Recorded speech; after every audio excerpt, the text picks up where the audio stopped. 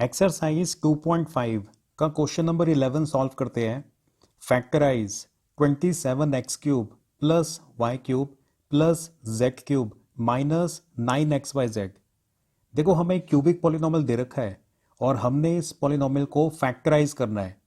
Factorise का मतलब हमने वो वाले पॉलिनोमियल्स फाइंड करने हैं जिनको मल्टीप्लाई करने की वजह से ये वाला क्यूबिक पॉलिनोमियल बना है।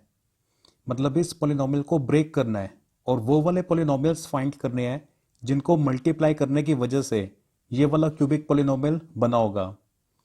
चलो सॉल्व करना स्टार्ट करते हैं। सबसे पहले तो जो पॉलिनोमियल आपको क्वेश्चन में दे रखा है उस पॉलिनोमियल को आप एज इट इज लिखोगे। अब ध्यान से ऑब्जर्व करो, इस पॉलिनोमियल के अंदर ना 1 2 3 4 टोटल 4 टर्म्स हैं। जो पहले वाली 3 टर्म्स हैं ना उनके अंदर अलग अलग वेरिएबल्स हैं x, y और z और हर एक का क्यूब है।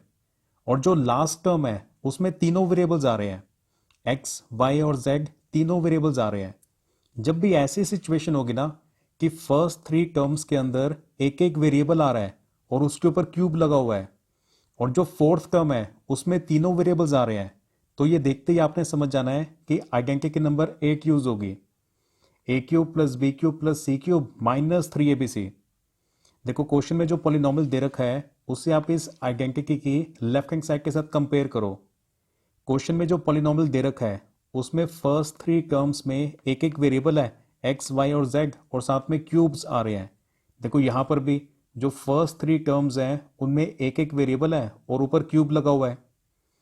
और जो फोर्थ टर्म है उसमें तीनों वेरिएबल्स आ रहे हैं x, y और z। यहां पर भी जो फोर्थ टर्म है उसमें तीनों वेरिएबल्स आ रहे हैं a, b और c। तो जब भी इस तरह की सिचुएशन होगी ना कि फर्स्ट 3 टर्म्स के अंदर एक एक वेरिएबल होगा और साथ में क्यूब लगा होगा और जो फोर्थ टर्म है उसमें तीनों वेरिएबल्स आ रहे हैं, तो आपने समझ जाना है कि ये वाली आइडेंटिटी यूज होगी, आइडेंटिटी नंबर 8। तो इस आइडेंटिटी को यूज करने के लिए हमें क्वेश्चन में जो पॉलिनोमियल दे रखा है ना, पहले उसे आपको इस आइडेंटिटी की लेफ्ट हैंड साइड के साथ मैच करना होगा, इस आइडेंटिटी की लेफ्ट हैंड साइड की फॉर्म में कन्वर्ट करना होगा। देखो ये 27x³ है ना।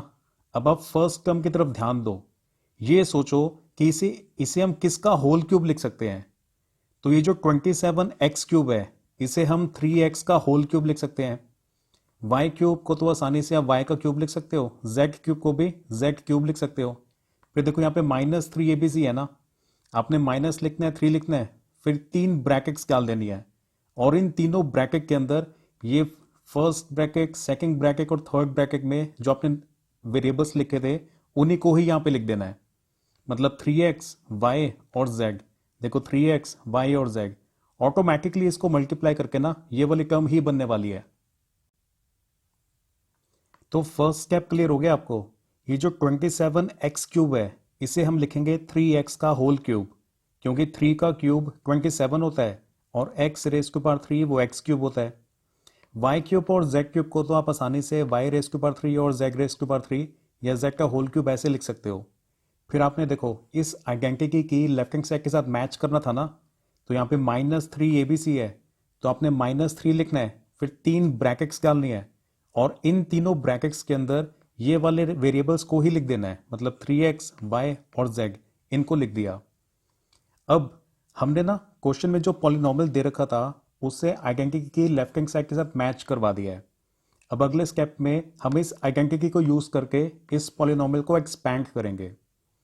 a³ plus b³ plus c³ minus 3abc is equal to a plus b plus c into a² plus b² plus c² minus ab minus bc minus ca। Identities आपको बहुत अच्छे तरीके से याद होनी चाहिए।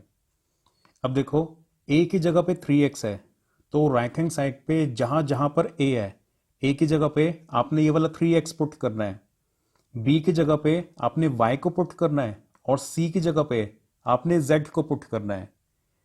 अब एक्सपैंड करते हैं। देखो a की जगह पे 3x को लिखा, b की जगह पे y को लिखा, c की जगह पे z को लिखा। अगली ब्रैकेट में a की जगह पे 3x, ऊपर स्क्वायर है तो आपने भी स्क्वायर लगाना है। b और c की जगह पे y और z, ऊपर स्क्वायर्स हैं तो आपने भी स्क्वायर डालना है। फिर माइनस का minus as it is, a की जगह पे 3x आएगा, b की जगह पे y। बी और सी की जगह पे वाई और जेड, सी की जगह पे जेड और ए की जगह पे 3x। तो कंपेयर करके ना हमने एक्सपैंड कर दिया इसको। अब इसके आगे सिंप्लीफाई करते हैं। फर्स्ट ब्रैकेट तो पहले से ही सिंप्लीफाइड फॉर्म में है, तो इसके अंदर तो कोई भी चेंज नहीं आएगा, इसको आपने एज इट इज लिख देना है। अब 3 का स्क्वायर होता है 9 और x रेज टू पावर 2 वो एक्स स्क्वायर बन जाता है, वाई स्क्वायर और z square as it is.